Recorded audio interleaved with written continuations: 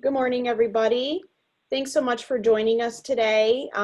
We may have some additional folks joining us, but I believe Lexi will be letting them in, so we'll go ahead and get started today. I am Kylie Peck, President and CEO of the Greater Watertown-North Country Chamber of Commerce and Community Liaison for the Center for Businesses in Transition program for Jefferson County. We're glad to be hosting today's workshop and happy you're all here with us today. Welcome to the second workshop of the CBIT 6-part workshop series, Your Best Possible Successor is Already Working for You.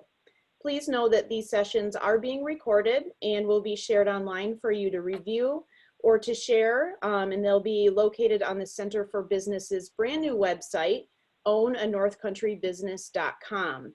And if, those of you that are watching today, or if you're watching the recording, please be sure to visit that website for a list of resources available. And it includes a number of resources for transition planning or to connect with your local community liaison. So today we'll be learning about employee transition planning, and we'll also talk about worker-owned cooperative options. We have two North Country businesses with us this morning who have experienced employee transition firsthand, but in very different situations. And we'll also have the opportunity to hear from two local organizations that are available for any business looking to establish a transition plan. We'll hear from our panel, and then we'll open it up for a question and answer session from our guests. Please remember, if you have any questions, you can enter them into the chat feature. And we're asking everyone that's with us today, if you could share with us in the chat feature again, your name, where you're coming from, and your interest in our programming today, such as you're taking over a business, you're selling, you're just a general interested party, etc. We'd really appreciate that. So before we get started, I'd like to give you some background information on the Center for Businesses in Transition program. The Adirondack North Country Center for Businesses in Transition is coordinated by the Adirondack North Country Association, more affectionately known as ANCA, and easier to say, and addresses the loss of area businesses by providing matchmaking services with potential buyers, access to planning tools in connection with existing services. More than 10,000 businesses in the North Country are owned by baby boomers looking to retire over the next several years in the so-called silver tsunami.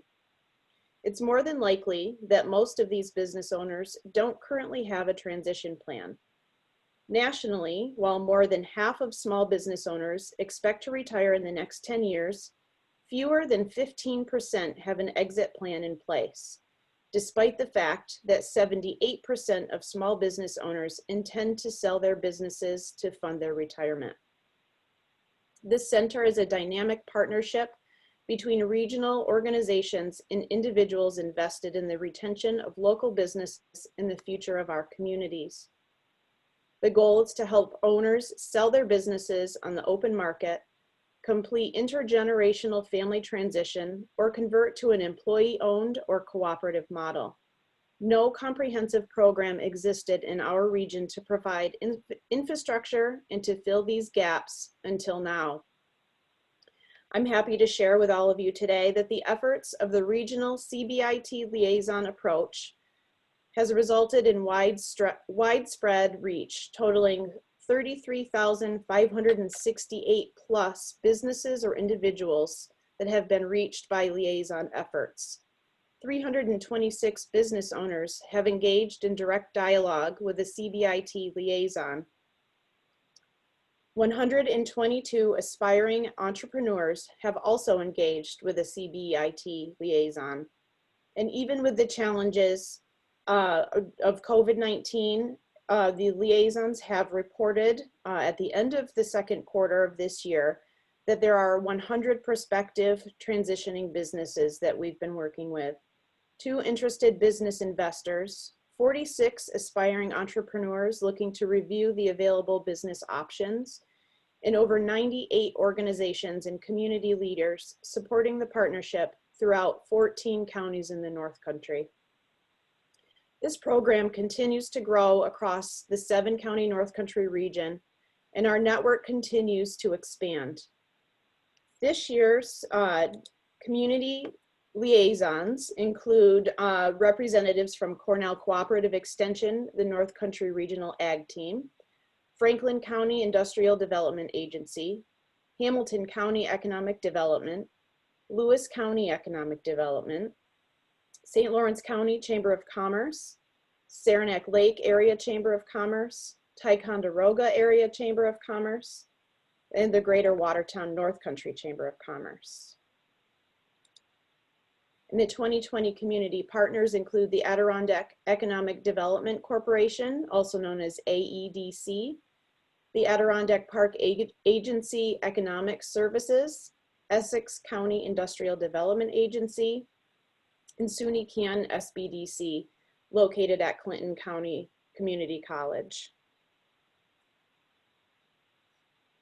The Greater Watertown-North Country Chamber of Commerce is certainly proud to be a partner with the CBIT program, and we look forward to serving our business community across Jefferson County with any needs they may have in the future.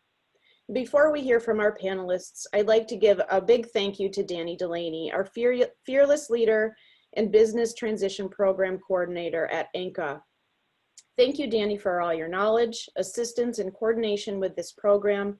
Your hard work is making a difference across the North Country region and has directly affected the future of our business climate and eased minds as people transition out of ownership into retirement. I'd like to introduce our panelists that we have with us today as we continue on with our program. Today, we will hear from Trisha Howell. Trisha and Mitch Howell recently purchased Blackstone Electric, located in Dexter, New York. Mitch was a longstanding employee at Blackstone, and we're excited to hear about their business transition from Trisha. After that, we will hear from Sarah Radmanovic. I hope I said that right. And the recent owner, she and her husband Daniel are the recent owners of Chrissy Beans Bakery, located in Sackets Harbor, New York. Sarah was an employee of Chrissy Beans for 3 years in high school, and during the COVID-19 pandemic made the decision to stay at their cottage in Henderson Harbor. While summering in the area, Sarah found out Chrissy Beans was for sale, and before they knew it, they purchased the business. And we're happy to have Sarah here with us today to talk to us about that purchasing option. Next, we'll hear from Dani Delani. Dani joins us today as the Business Transition Program Coordinator at ANCA. Dani has a passion for community-focused business development and effective nonprofit management. She'll be joining us today to talk about worker-owned cooperative options. And certainly last but not least, we have with us Liz Lonergan. Liz is the Regional Director of the Watertown Oswego Small Business Development Center. Liz joins us today to talk about the SBDC's role in assisting businesses in transition and how the SBDC can assist the business community both before and after the transition takes place. So with that, I would like to welcome Trisha Howell from Blackstone Electric. Good morning, everyone. Okay, so I hope I do this correctly. So I hit present, let me know. Can everybody see my screen? The slides? No. All right, let me see here. Let's try it one more time.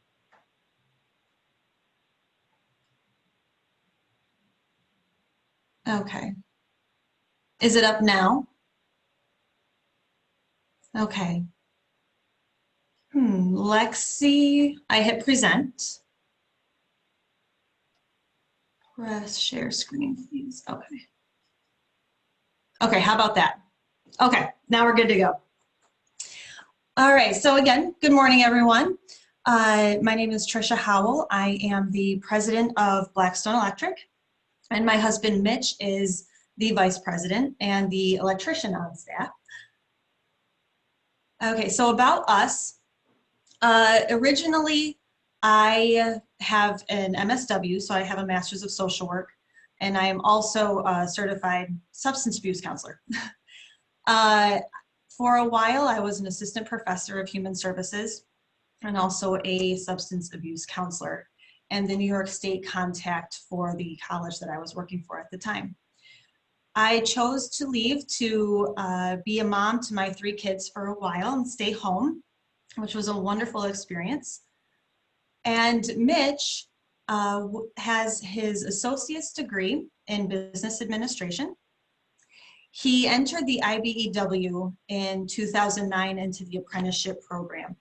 The electrical apprenticeship program is a 5 to 6 year program. And while you work and learn at the same time through that apprenticeship.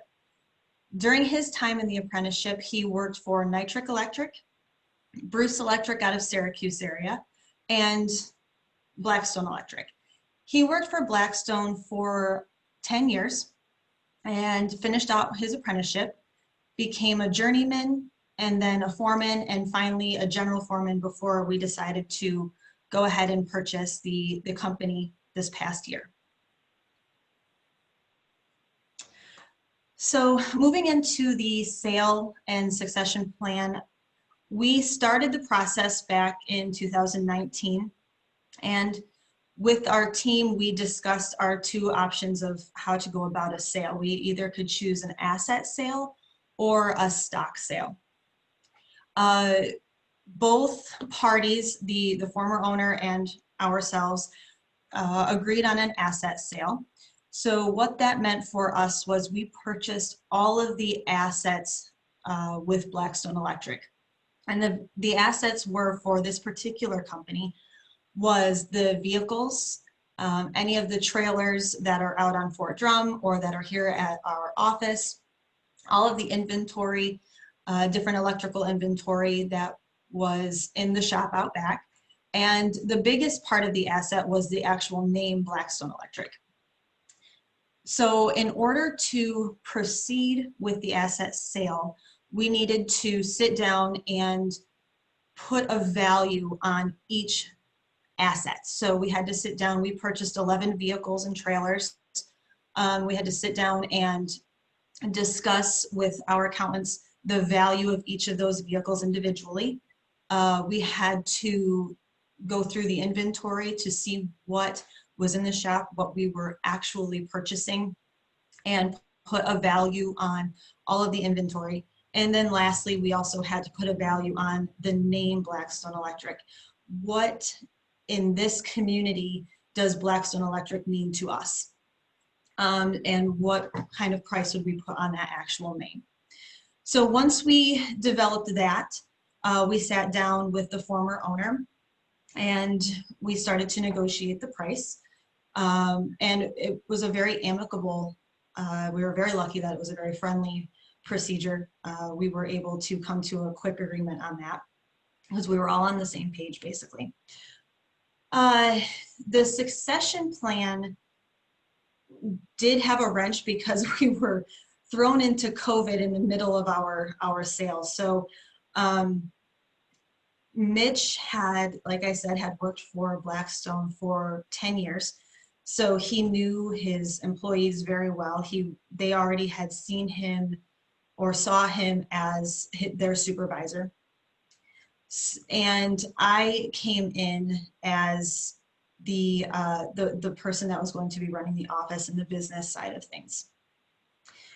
So the succession plan that we had in place was I was going to come in and get training on how to actually run Blackstone Electric. As I said, I'm a social worker. I was not an electrician, so I was not familiar with the field.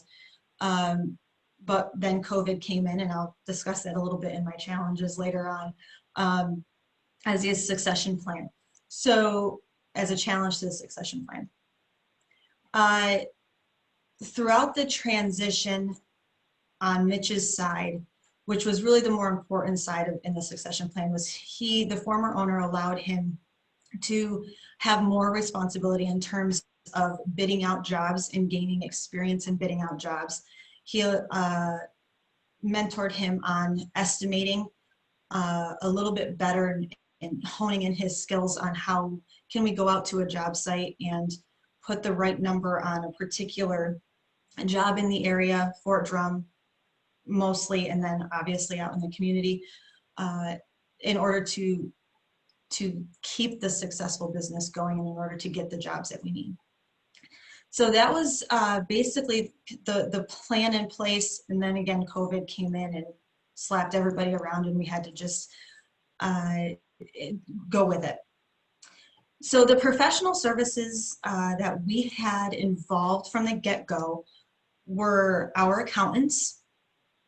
We also had a lawyer and a commercial banker all on our team. We used a very, we were very happy with the multidisciplinary team that we had working with us in order to get us from point A to point B.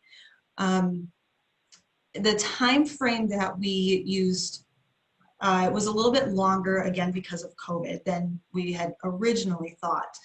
But we sat down for the first time with the former owner in September of 2019 and started working out the ins and outs of the deal. And we finished and we closed on the business in May of 2020. So it was a little bit of a longer process. We had hoped to be done by the beginning of the year in January of 2020, but then again, you know, the holidays and then COVID hit. So we were a little bit longer on that aspect. The first thing that we went through on the time frame was, again, sitting down and discussing and coming to a deal on the price. And then our lawyer got involved in the lawyers, and we had to do all of the write-ups. We had to sign the paperwork. Our accountants had to come in and make sure that the money that we had agreed upon was something that was going to be, and the banker, of course, was going to be funded. So that was one of the longer pieces, was because we were asking for a loan in COVID times, the SBA was a little more, they scrutinized a lot of different things. So we had to make sure that all of our I's were dotted and all of our T's were crossed on all of the paperwork, and we had to make sure all of the values of the vehicles and the trailers and the value of the Blackstone name was worth everything for the SBA purposes in order to get funded for that. And then again, the time frame came into COVID and everybody's starting to work from home and doing these Zoom meetings and things like that, that the closing was pushed out a little bit further and further. But really it was a fairly seamless transition into our ownership of the company. So the transition is that we sat down and discussed was Mitch originally, back at the beginning of the year, had more responsibility in his job before we closed. Like I said, he was bidding more jobs, he was estimating more jobs, and I had a lot of phone conversations with the woman that was running the office at the time in order to walk in the Monday morning after we closed and to run the company. And that was basically our transition. We didn't have much else other than that, which posed a challenge, actually.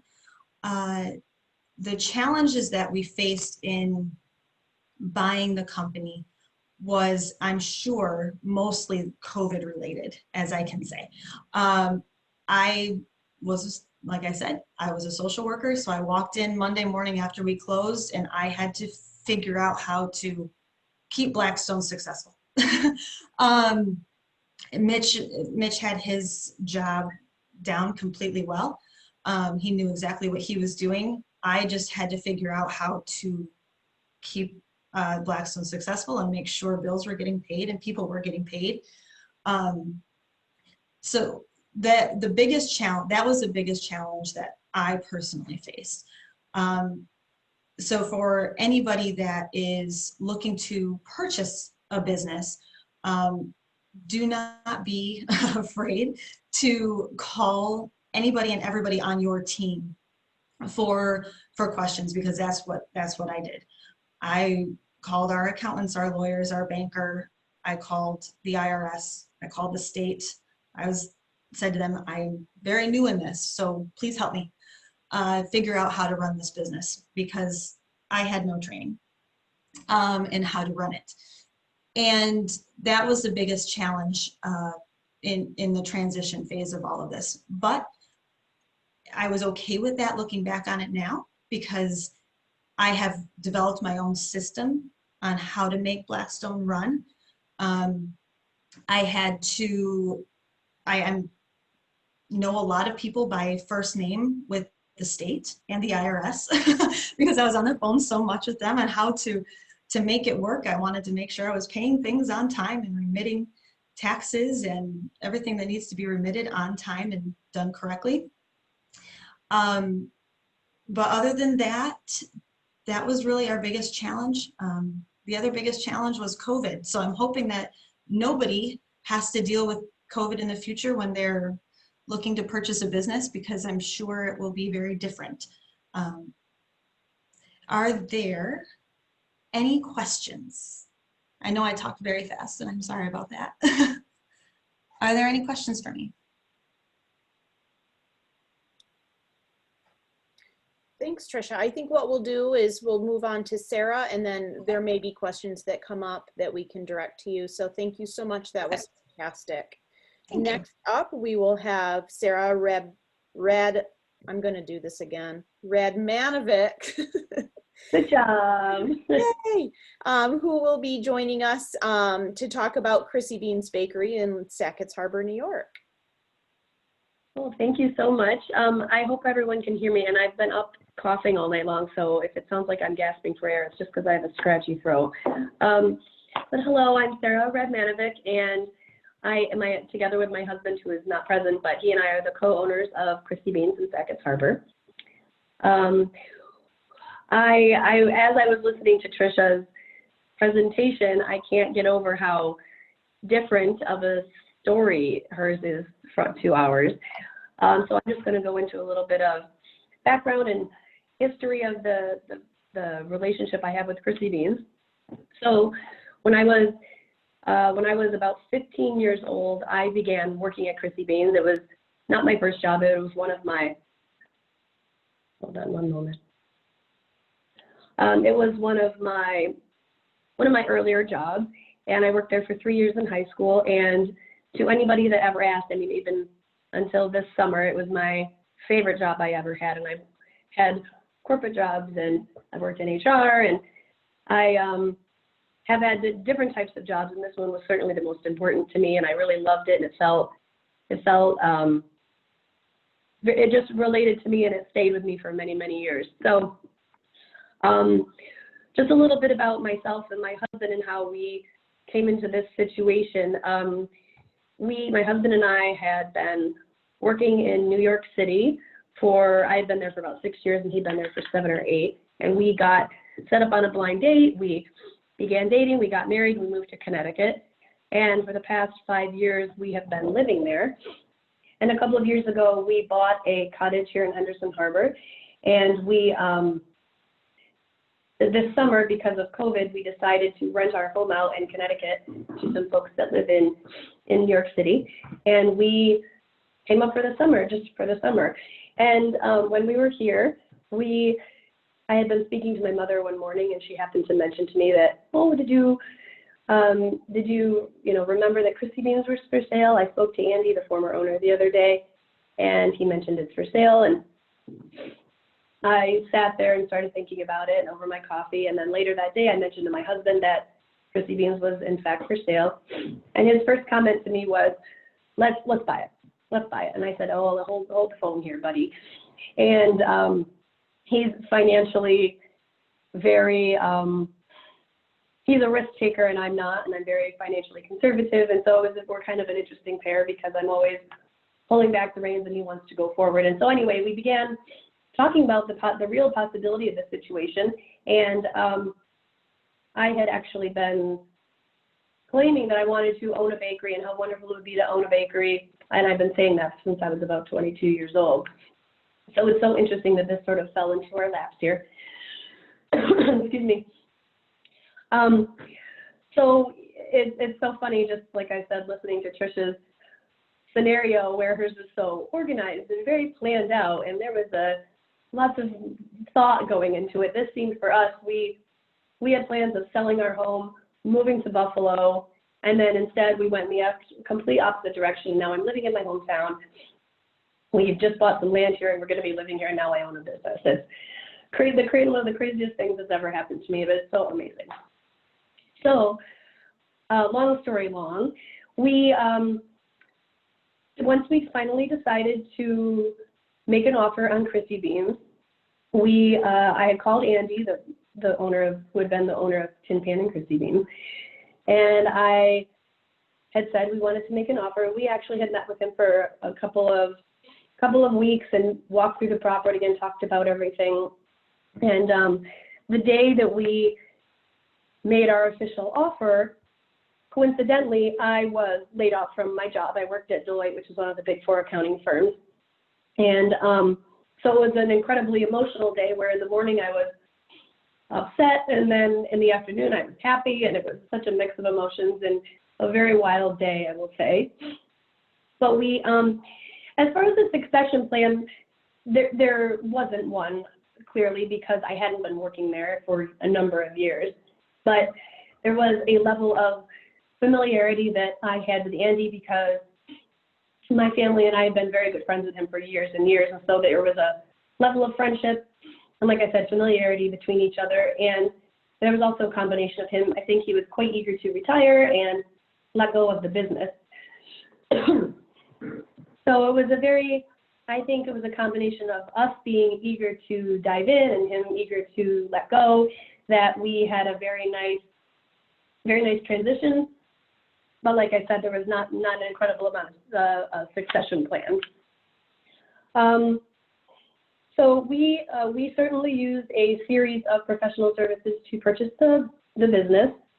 So not only did we buy the business, we bought the whole building, which encompasses 2 apartments upstairs, which is increases the value as far as we're concerned as well, because it helps to pay the mortgage. But we used a local attorney. We actually didn't use a real estate agent on either side because I had approached Andy personally about this, and also my husband does real estate on the side. So he led the way a little bit as far as the real estate side of things goes. And we also used a commercial banker to secure a loan. We didn't get a small business loan. We were trying to avoid that because there's a lot of hoops to jump through for that. So we used a lot of our personal savings and did get a mortgage on the building. So as far as the transition, the timeline of the transition, again, this was very fast. So I believe it was mid-June, we approached Andy, made an offer. Actually, it was the end of June. And we anticipated closing on the business mid-July, but of course, COVID came along or was already in the process, and that delayed things quite a bit. But we wound up closing 1 month later in the middle of August, and which was, I know, it was an incredibly seamless transition other than the delays of COVID. We had to wait for the building inspection, we had to wait for the funding to come through from the bank. So there were certainly some delays, but it wasn't incredibly significant. And other than that, the challenges we faced, sheer panic. And what if it doesn't go through? But what if it does go through? And we knew that this was such a deviation from our life plan. But another note about the transition from Andy to Dan and myself, but I had never owned a business before. I always dreamed of owning a business, but luckily the business kind of came with the employees. So there was a manager who had been essentially running the business for the past year and a half. And there was a baker, there was some counter staff, and everybody was extremely eager to come back on. And which, when I look back, I can't even begin to explain how amazing that was to have Lenore, the manager, who's become a very dear partner in all of this. She really guided me because she is an incredible smart woman, and she has very similar goals for the business that I do. And working with her, we began working in June together. We sat down every week or so and talked about our plans, things we wanted to do. And she has been guiding me even to this day. Every day we work together and we speak about the business, and I'm always asking her opinion. And it has been truly a wonderful experience as far as having a feeling of comfort with the existing staff that came with the business. So one thing that was very important for us as far as the future of the business is that even though this is a very small business, my husband and I both come from the corporate world. I worked at Morgan Stanley for 6 years. Then I worked at a company called First Data, and then I also worked at Deloitte for the past for 5 years. So we both have this business-oriented mind, and we want to bring some of that to Chrissy Beans. Well, like I said, although it's a very small business, we do want to focus on employee retention and truly honoring the employees to make them feel like this isn't just some part-time gig. We want them to feel valued. And in fact, we just had a call last night with the head baker who had asked for a raise right before we opened our doors on September 5th. And we said, well, let's give it a month, see what happens. And we were very happy to give her a raise. So we had a proper comp call last night with her and spoke for about 45 minutes. We talked about the raise we'd like to give her. We talked about her strengths and her weaknesses and how she feels about us and if there's anything we can do better. So it's been a wonderful experience, and I have so many great ideas that we want to bring into this, and we have a lot of plans for the future. And we have a lot of, like I said, we have a vision for turning this into the feeling of a proper business versus just a part-time job for folks, because it's you think of a bakery, oh, that's cute, but it's a true business, and we want everybody that works there to feel valued and special and like they can contribute to the future and the growth of the business.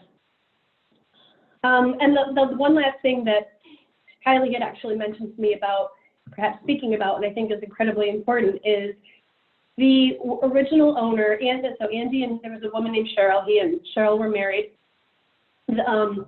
She was a very good friend of our family and a mentor to me, and she had passed away a number of years ago. But Chrissy Beans was her baby, and it was actually named after her sister who passed away. So a lot of people have asked me if I'm going to be just like her, and the answer is probably no, because, and I'm not speaking ill of her, this is a widely known fact, but she was kind of a spitfire in the business, and she's somebody who would fire someone one day and then hire them back the next.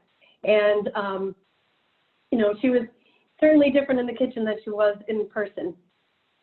But I really loved her energy and her enjoyment of life. And I really want to bring that into the business, and I want to try to embody that myself and use that as fuel to keep the business growing. So that's pretty much all I have, unless there's more questions at the end after we're finished. Fantastic. Thanks so much, Sarah. Welcome. All right, next we will hear from Dani Delani. Hi, thank you so much. This has been so great so far to hear about these stories about wonderful things happening in our region and great transition stories. So I'm just going to mention very briefly about sort of worker ownership and cooperatives as an option for transitioning your business. We have a lot of resources at ANCA, the Adirondack-North Country Association, and through the Center for Business and Transition if that's something that you're interested in. So I don't want to take up tons of time for that today, especially given the limited time we have here this morning. But just to talk about that for a second, if you do have more than 5 employees and you're interested in transitioning ownership to more than one of them, maybe you have a few folks where you are working someplace and you're thinking, oh, I could do this, but I really would like to do it with some of my other coworkers, or, you know, there's just a few of us that together could really take over this business and run it in a really great way. An option for you might be employee ownership or worker cooperatives. We have a number of different resources here in the North Country that are able to sort of help somebody through that process and think it through. So essentially, you know, your business could be democratically owned by the folks that work for you. You know, a number of different worker ownership or worker cooperatives throughout the US, you know, they started that way. Like a group of people came together and they wanted to sort of form a cooperative and run things democratically and do it together. But more and more, because of the silver tsunami, business owners are looking at this as a transition option and a succession plan for their business, to make sure that, you know, that those jobs stay in their community, the wealth stays in their community, and, you know, the businesses have loyal customers who often see that those employees that they want to keep employed and know that they understand the business inside and out. And there may be something they don't know, you know, maybe they don't really know how to read a profit and loss statement, but that's something folks could learn, and oftentimes are more comfortable learning together. Employee-owned businesses have been shown to attract talent and have above average retention rates, both in terms of employees and also in terms of just staying open. Their doors tend to stay open longer. And they're also sort of competitive, you know, it engages all of their employees as problem solvers and innovators. So you know, like I said, I don't want to take up too much time on this topic right now, but I will point out that we have a number of different resources about cooperative development and worker ownership, both on our website, and we just did a series over the summer it was a 2-day sort of virtual conference with 5 different seminars all about the ins and outs of that. So if you do have more than 5 employees, or you work with, you know, more than 4 or 5 people and you're thinking about taking over a business together, we'd be really excited to talk to you more about that. We work really closely with the Cooperative Development Institute. They're based out of Maine, but they cover the Northeast, and also they cover Northern New York. We work with the Cooperative Federal of New England to help finance those kind of transactions, along with different sort of finance partners for that throughout the North Country that already exist here. We work with the SBDC. We have some special, some agents that specifically work with cooperative development and worker ownership that we can tap into as resources. And we also work with the Democracy at Work Institute. So there's lots of resources there and people that you can talk to, because I know for some folks that's, you know, it's just not something they may have heard of much about. So if that is something that you are interested in, please reach out. And we'd be happy to have more of sort of an in-depth conversation about cooperatives and why that might be a good fit for your business that maybe has a few more employees than, you know, 1 or 2. So thank you so much, and I will let the SBDC take over. We're always so happy to sort of work with them, and they provide such amazing technical assistance to businesses, business owners, and transitioning business owners throughout our region. And I don't want to take up more time than I need to on this, so that Liz has time to talk about what they do there. Thanks, Dani. All right, Liz Lonergan from the SBDC, you are up. Thanks, Kylie. And Dani, thank you. I feel like after that introduction, I better be good. The pressure's on. Anyways, just a couple things. I don't want to take up a lot of time either, because I see the questions in the chat building up for Sarah and Trisha, and those are the real MVPs of this presentation. So the SBDC, we're located in Watertown. We also have an office in Oswego, and there is also an SBDC in Canton. So between our 2 offices, we cover the whole North Country, the official 7-county North Country region, but we can refer you to others. As Dani said, we have several people, not in our office, but we can refer you to people who, within the New York State SBDC network, who are very experienced in cooperative agreements and the really complicated nature of multi-person outside of the immediate family ownership. I'd just like to say that a couple things, even though Sarah and Trisha both had very different takes on it and experiences, with Trisha was the more planful, they knew the business for 10 years, and Sarah was more impulsive, and I don't mean that as a pejorative. So I think based on Trisha's presentation, I'll say that what we call the bail team, the banker, the accountants, the insurance company, and the lawyer, you absolutely need that. You need those resources. the SBDC and ANCA and lots of places can help you, but you need paid, degreed, certified, or no, what's the word? Licensed professionals working for you. So our services are 100% free. We can look before you contact the bail team. We can give you recommendations on who to call, but you absolutely need to factor in paying professionals to work for you. We can start the process. We can do things like, ask, to Trisha's point, what are the value of those trucks really? What is the value of the goodwill? And when she talked about the name Blackstone Electric, that's the goodwill. That's the intangible asset that has been the point of no return for many a business sale all over the planet because there's differing expectations. So really look at your bail team, look at your plan, and call us as soon as you're even interested. If you think, oh, I might want to do this, whether you see the for sale sign, whether you are an employee, and we can help you with that. We can help with financials and business plans. We offer one-on-one advising. The other thing the SBDC has in New York State is a research network. We have 5 research librarians, MLS, Masters of Library Science librarians, and a couple of them have Masters of Business Administration. They're killer. They can do traffic studies, foot traffic studies, ring studies, analyze census data, find out how many of the same type of business are in your zip code or in your county. And we can pose a lot of research questions to them. We also can help with after the sale. So, okay, now I own this business, now what? Do you want to absolutely, to Sarah's point, you want to honor the tradition, but you have to make it your own. So we can help with the change in lending or marketing and change in structure, change in employee structure. We can help you with all of that stuff before, during, and after the sale. And I think that one of Sarah's points was, if you, Kylie, you giving me the high sign? Do I need to stop? Okay, all right. I'm sensitive to talking too much.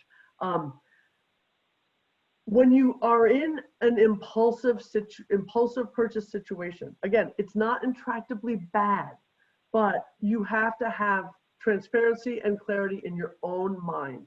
Trisha and her husband, whose name, of course, I can't remember, Mr. Trisha, they had the luxury of 10 years to see the ups and downs of what went on at Blackstone. How is being an electrician? What is good about being a worker versus a foreman versus the overall foreman or general foreman. And they had deep knowledge of that. Sarah didn't have that deep knowledge. So in order to compensate for that deep knowledge, you have to know what questions to ask, and you really have to be clear in your own mind. You also have to understand the staff. Again, whereas Trisha, Mr. and Mrs. Trisha had that opportunity, long-term analysis, which isn't always the best thing either. I mean, too much knowledge is a dangerous thing, right? Or can be. So there's different ways to approach purchasing a business when you're the buyer or the seller. And I think one of the things that the SBDC can do is we don't pretend to be accountants. We don't pretend to be lawyers. We can help you with the pieces that are harder to analyze and alert you of those before the sale. If you're a business owner, you might not know that you can sell the goodwill. You can sell the name. If you're a business owner, you might be overvaluing your name. So there's educational pieces that we can get you, and the research network, and we can help you find the bail team, banker, accountant, insurance, lawyer that works for you and your business. So thank you. Thank you, Liz. I see that there are some questions in the chat function. If anybody has questions, please enter those there. But while you're entering the questions, I have, I'll ask a question up front for both Trisha and Sarah. Can you share with us if you had to sign a non-disclosure agreement? Sometimes when people are going through the purchasing process, they're hesitant or nervous that that's something that, could hinder what they're doing. But I think it's something that happens pretty regularly. Could you talk about that? We did. We had to sign an NDA. And it was basically for the former owner's finances. They didn't want their book out to the open. Mitch and I were, Mr. Trisha was 100% fine with that. We knew from the get-go that was going to be something that we had to do. So we were fine with that. We were fine with keeping the former owner's books just between us, and it was nothing that we batted an eye about. And just to be in direct opposition to Trish, we did not have to sign an NDA, and we anticipated having to. But again, I do believe that because this was we were quite familiar with each other, and I think it was just an honor situation where Andy disclosed his financials to us, but then we certainly did not share them. We had no intention of it. So we anticipated signing an NDA, but we actually didn't, and that worked out for everybody. Great, thank you. Kylie, can I say one brief thing? Quick. Absolutely. So NDAs are one of those things that people get all about up front, and they think it's bigger than it actually is. And so something that SBDC can do and your attorney can do is kind of disabuse you of that notion. It doesn't have to mean, it's not that you can't ever reveal anything. It's not that it's not this over encompassing restrictive thing. It's narrow and deep, and it's nothing to be afraid of. And if you do one or not, it doesn't have to be a deal breaker. It doesn't have to be a stumbling block if you understand the nature of them. And if people have questions about what they mean, they can give us a call. We can give you the non-lawyer version, and then but that you don't pay for. And then when you're talking to your lawyer, you don't have to ask a lot of questions about something like an NDA. That we can talk you through the process, not the specifics of it. Mm-hmm. Great, thanks, Liz. Dani, do you want me to read the questions in the chat, or are you going to manage that? Totally up to you. If you want to, go right ahead. You're killing it this morning, Kylie. Oh, thanks. Happy Thursday. Trisha, can you talk to us about what made Mitch the best fit employee to purchase the business? Sure. He was the longest employed person with Blackstone. They had, with this type of company, the amount of employees they have can range just based off of, basically it's a construction company. So the summer you boom with employees, and sometimes the winter you have to lay people off. It's just the nature of the business. But Mitch was the longest person that they had on staff at that point. So for the former owner, he was the most qualified. I might be biased, but he was also has an entrepreneurial mind. He was extremely smart. So for our standpoint, as well as the former owner, he was able to take what he's learned working with Blackstone for 10 years and switch from employee to employer pretty seamlessly, both in the eyes of the former owner and the employees that had been working for him. So that's really why the former owner approached him a couple of times. Mitch initially, over the couple of years, the former owner approached him. He said no a few times.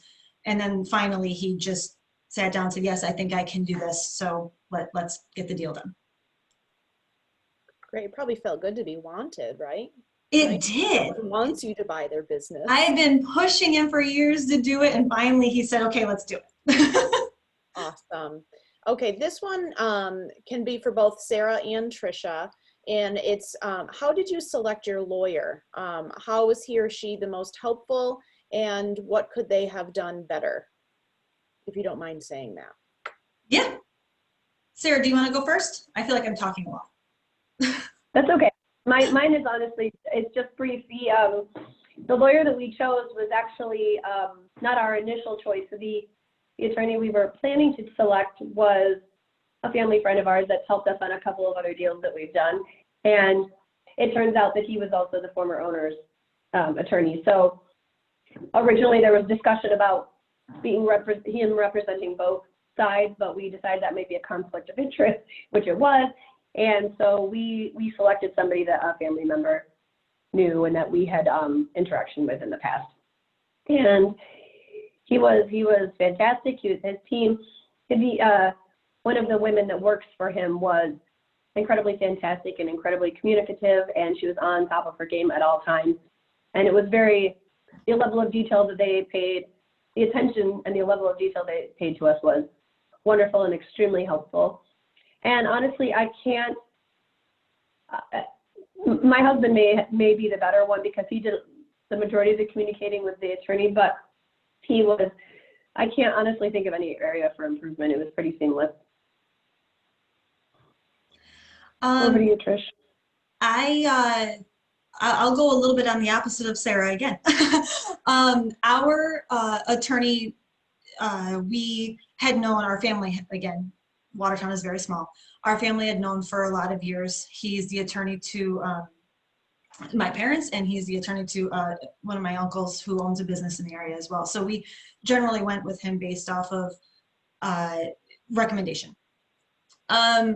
Where unfortunately, the attorney was one of our challenges. There was really a lack of communication. I felt like I had to stay on top of it all the time, and had to ask a lot of questions, which I paid for, even though it was through email. So what was the least helpful was the lack of communication, especially trying to get the EIN number with the IRS, trying to get the DBA Blackstone, because we have a parent company, Howell Enterprises. So Blackstone's just our DBA. So there was a lot of miscommunication, lack of communication, unfortunately, with our attorneys. And with Watertown being so small, the seller's attorney and our attorney were kind of buddies. So we felt that we weren't very well represented in terms of trying to get the deal done. Sometimes Mitch had to go to the former owner and do the deal on their own, where the attorneys kind of sat back and let Mitch and the former owner do the attorney. So unfortunately, the attorney on our end was a little bit more of a weaker point. Our accountants really took the reins on things quite a bit. But with that being said, we still use that attorney. We had conversations with him about the lack of communication and how we felt. We were brand new and owning a business as well as like Sarah is, so we really needed that guidance. And he was receptive to that and has been actually changed a little bit back and is really kind of helping us out when we need to and being a little more communicative. So that's where our attorney could have been a little bit better, is communicating a lot more of what we needed to do, what things meant, and such for that. Great, thanks. So this one again, Trisha, is for you only because Mitch was a longstanding employee at Blackstone. Can you talk about, when you guys were making the decision to purchase Blackstone, did you ever talk about maybe Mitch going out on his own and starting his own thing, or the opportunity to take over an additional business? And entrepreneurs and those with an entrepreneurial mind are making these decisions. There's a lot of options that are available. Can you talk about that for those that may be interested in, the different options that are available? Yes, absolutely. We had that conversation of, do we spend the money to buy the assets of a business, or do we go out and start his own? He made a name for himself being out in the face of Blackstone for a while, for the last several years. So did we need to spend the money? So yes, we had those conversations. And basically it came down to the goodwill of the Blackstone name. It's a successful name in the community. People know it. Fort Drum knows it. So we figured that spending the money on purchasing the company and the assets of the company, we value the name Blackstone to be very high. And for us, it was a great decision, because we go out into the community or we speak to people on Fort Drum and they say, oh, we say, oh, we're the new owners of Blackstone. Like, oh, Blackstone is a great company. We're so glad that you guys bought it. We're so glad that it's continuing on. So for us, we thought that it would have been a more seamless transition, and for lack of a better terminology, a lot less of a rocky road to purchase the company and purchase the name Blackstone versus starting our own company and starting to build the goodwill of a new name.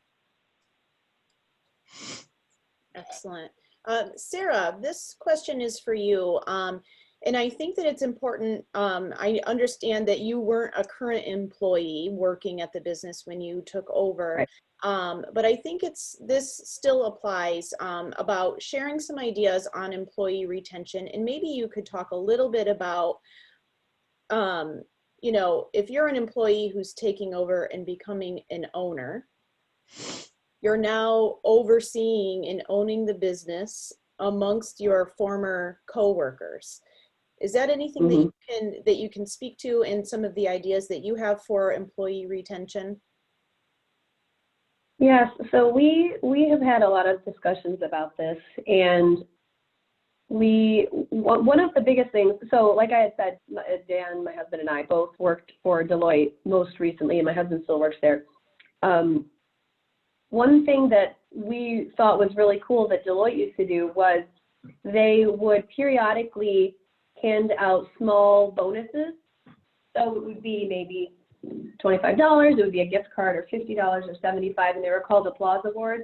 So if you did something really cool, or if you got some great feedback from a client that you were working with, your manager had the option to compensate you for that. And I thought something like that makes you feel incredible, and it's something that, you know, money talks in a way. It really can, and it's a motivational factor for some people, I think, as well. And, you know, showing your employees that you appreciate them by handing out your own money to them for doing something valuable that boosts up the business that you work for, that you own, is incredibly valuable, I think. And I really truly appreciate whenever my manager would hand out an applause award to me. It just made me feel great. So that's something we'd really like to do. And we also have discussed the idea of, well, we really communicated to our staff and said, you know, if you guys have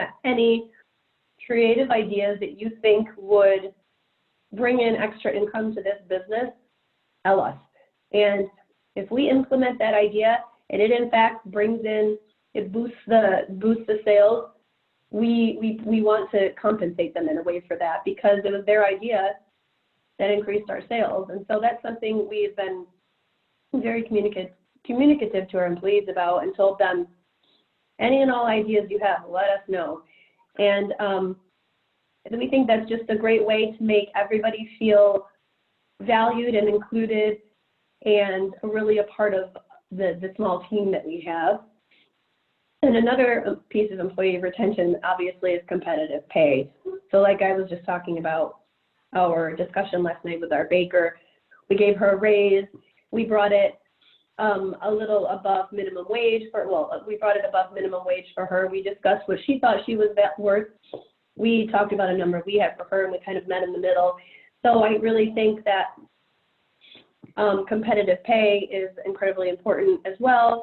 And just talking to your employees about what they envision for themselves in the future at your business, and trying to make that happen for them. I just really think the bottom line is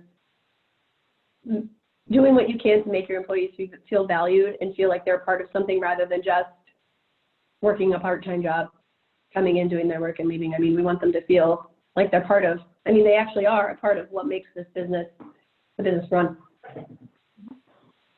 I hope that answers your question. Absolutely.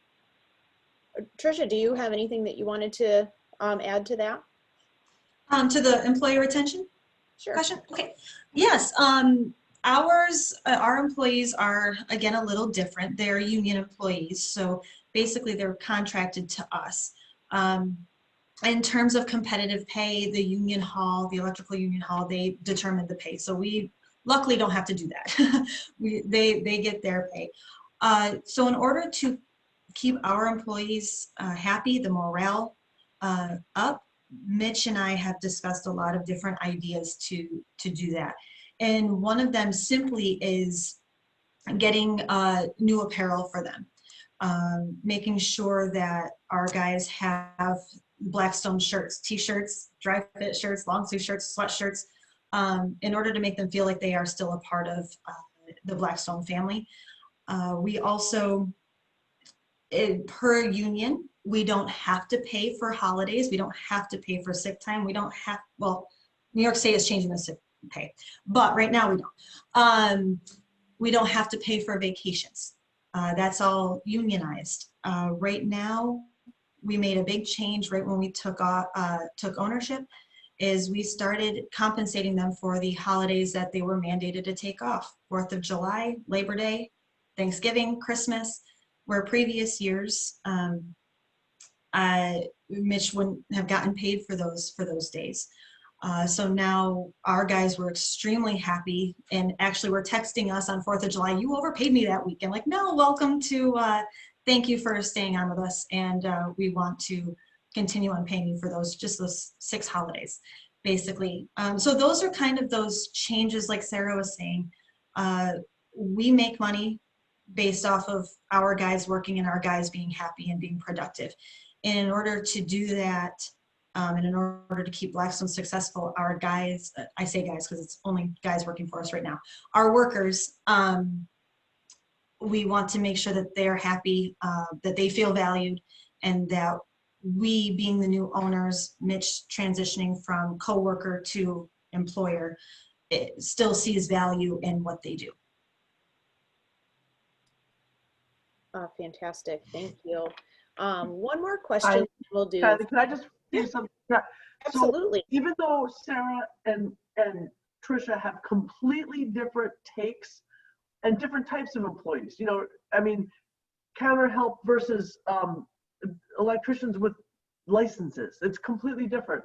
But the themes that I heard running through both of their comments: communication, openness to communication, not just top down, but back and forth, respect, putting yourself in their shoes, and really making sure that you remember what it's like to be that low person on the totem pole. You know, we've all been there. Nobody likes being there, but the owner and the manager can make it better by how they treat people. And I'll say one quick thing.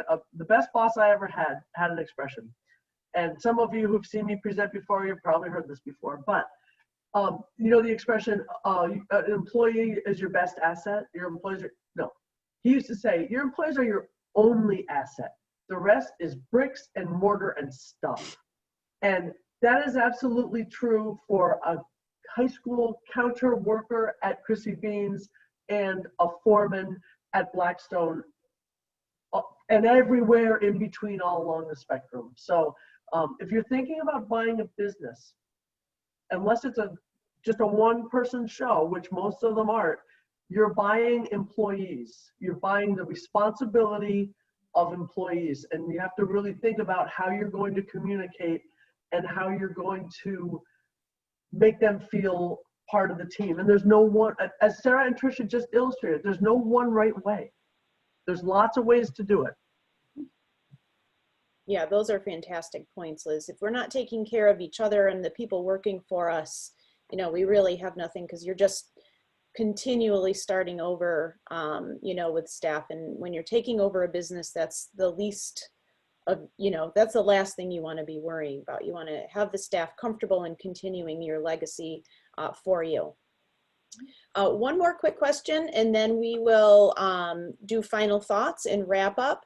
On payroll and taxes, Trisha and Sarah, did you guys hire a payroll company, or are you handling that in-house? Go ahead. Both initially. Like I had previously said, that I didn't really have a transition. I walked in Monday morning and that was it. I had to figure out how to do it myself. So for the first couple of weeks, I had hired Paychecks to help me out and help me get started.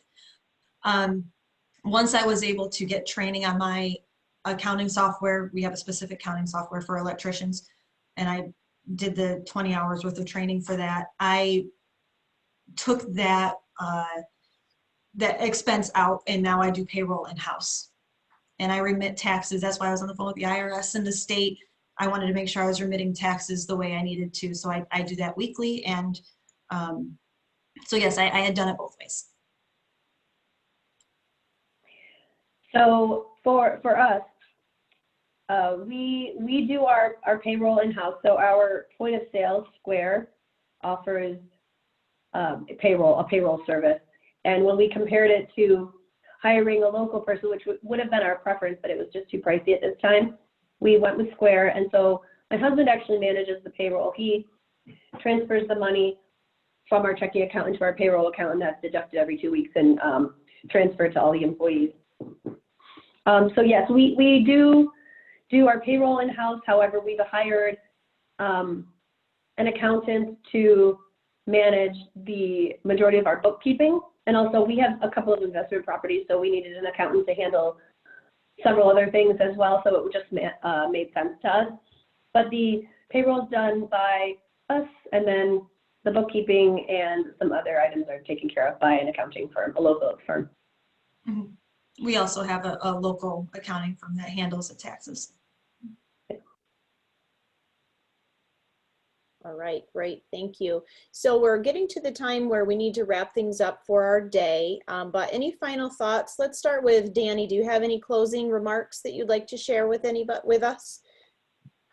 No, just thank you so much for everyone for sharing their stories and coming this morning and being just so transparent about, everything that you folks went through and what that experience was like. And I think that it's really great that it was really different, because every experience that folks have in their transition is going to be a little bit different about how they come at it, why they ended up there, and how long it takes. And so just understanding that there's a wide range of options is so important for folks to know. Thank you so much for sharing that with us. Thanks, Dani. Liz, closing remarks? Just a shameless plug for the SBDC. Our services are free and confidential, and there's no such thing as a stupid question. And I saw in the chat, I think it was Mark had asked what our thoughts about lawyers. If you're paying a professional and you're frustrated and unhappy with their services, you either need to reset your expectations. Maybe your expectations are incorrect. Maybe the person isn't a good fit for you. Call us, we can help you talk through that. Everything we do is confidential, everything we do is free, and we want to be there for everyone as much as possible. And there are no dumb questions, honestly. Ask us anything. And we have a whole network we can tap into. And now my shameless plug is over. Thanks to both Trisha and Sarah for you were both really brave and honest, and those are hallmarks of a successful business owner and really of a successful transition. So you guys, thank you so much. Thank you. Oh, thank you. Thanks. Thanks, Liz. Sarah, anything you'd like to share that we didn't cover? No, I think I covered everything. The one thing I was just kind of kicking myself for not mentioning about employee retention, I just wanted to mention is another thing that we brought from our corporate life is we have offered PTO to our manager. So for every 8 hours that she works, she gets 1 hour of PTO to use as she wishes. So she'll get 2 business weeks over the course of 12 months. And we thought that would be appropriate for her as she has holds a higher position in the business. And again, that's a little bit of a way that we can treat this like a proper business. That's all I wanted to just mention. Fantastic. Thank you so much. Thank you. Trisha, any closing remarks? I think I covered pretty much everything I wanted to. Just, for people that are looking potential for purchasing a business, I say go for it. It's always, it's worth the risk. It's worth the struggles and the challenges that you may come up against as you're going through the process. But I think as Sarah and I both have illustrated today that we're extremely happy with our decisions. We know it's not always going to be cupcakes and rainbows, but it's something that it's worth the risk if you're willing to put in the time and the effort to make it work for yourself and for your family and for your goals. Yep. Fantastic. Well, thank you everyone for joining us today. Thank you to our guest speakers, Trisha, Sarah, Dani, and Liz. Just a couple things that I'd like to point out before we end our meeting today. ANCA and the CBIT program has generated a guide, and there's a link in the chat function if you would like to check that out. That really covers kind of it covers a number of topics that are very important in transitioning your business, regardless of the option that you choose. And I just want to make sure I mention on October 14th is the next workshop in the series hosted by CBIT, and that will be Business Transitions Overview. Where do you start? So if you're new to this process, if you're just thinking about it, it's certainly a great opportunity to tune into that next workshop of this 6-part series so you can gain as much knowledge as you possibly can about transitioning a business, whether you're looking to purchase or you're wanting to transition out of your current ownership status. You know, these opportunities are free of charge, and we're really here as community liaisons to help you, to help your business. As Liz mentioned, there's no stupid questions. We can get further in life and work together as communities and as a region when we're asking questions and making sure we're learning together for the best possible outcome for the North Country. And I think now more than ever, during the COVID-19 response, we want to build back better. We really want to work together to make things better for our future. So ask questions. There are a tremendous number of resources available to you, likely at no cost or low cost. So please reach out. Thank you all for joining us today. I hope you have a great day. Enjoy the sunshine that finally decided to come out today, and have a nice day and nice rest of the week and weekend. Thank you very much. Thank you.